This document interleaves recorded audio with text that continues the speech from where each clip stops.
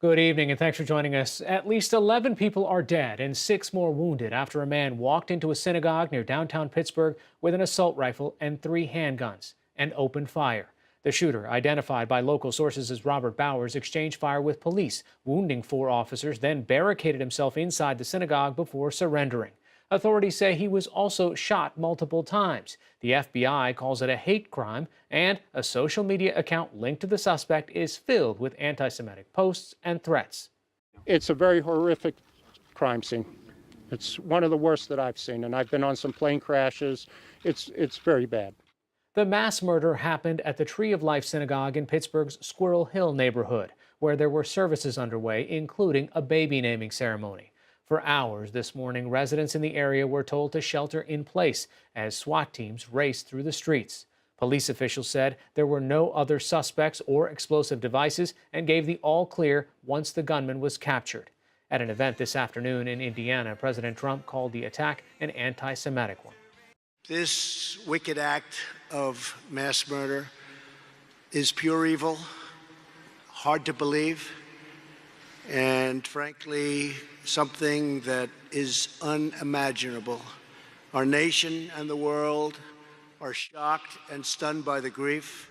Earlier, the president declined to comment on gun laws, instead focusing on the possibility that an armed guard at the synagogue might have prevented the attack. So this would be a case for if there was an armed guard inside the temple, they would have been able to stop him. Maybe there would have been nobody killed. David Shribman is the executive editor at the Pittsburgh Post-Gazette. He joins us now via Skype. Thanks for being with us. First, give us a sense of this community, where this happened. Well, this is Squirrel Hill. It's traditionally a Jewish community. It's one of the most important Jewish communities in the history of American Judaism. It's really one of the areas where Reform Judaism began and flourished, and now it is also an area of Orthodox Jews. It's not uncommon to see Orthodox Jews walking down the street on their way to synagogue on Friday nights and Saturday mornings. Completely unremarkable. I know you've got other reporters working on multiple stories. What's the initial response been like? I know other synagogues were also in lockdown for a number of hours. Yes, and the entire good portions of Squirrel Hill, that neighborhood, also were in lockdown. The banks were closed and stores were closed. I had trouble getting to my home on my way to the office.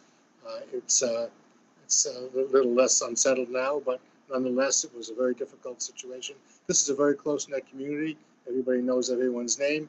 Everybody knows how important the Jewish community is to this area, and it's a shock and it's a tragedy, as you know. Are there any organizations that are pitching in to try to figure out how to provide grief counseling on such a large scale?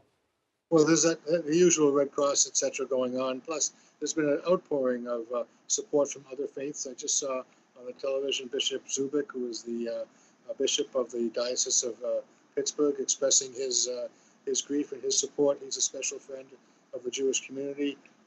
He is very close to the rabbis. There are 12 synagogues within a mile of that area. What sorts of facilities hardening or preparations have these synagogues and these congregations taken in the past? I mean, unfortunately, this is... Well, in the past, this has been a community where, as I said before, the Jewish worship has been relatively unremarkable, totally integrated into the fabric of this community. No one has given us much of a thought to security here. They will in future days. But, on the high holidays, Yom Kippur and Rosh Hashanah, there surely are policemen, but they're mostly to direct traffic and less as a deterrent to violence. This will change the nature and character of this community and its ways of worship quite substantially. Were police already at this facility as part of normal security protocol? Or... I doubt that they were. This is my guess is that there were fewer than 24 people in there. All right. David Shribman, executive editor at the Pittsburgh Post-Gazette, joining us via Skype. Thanks so much. Many thanks.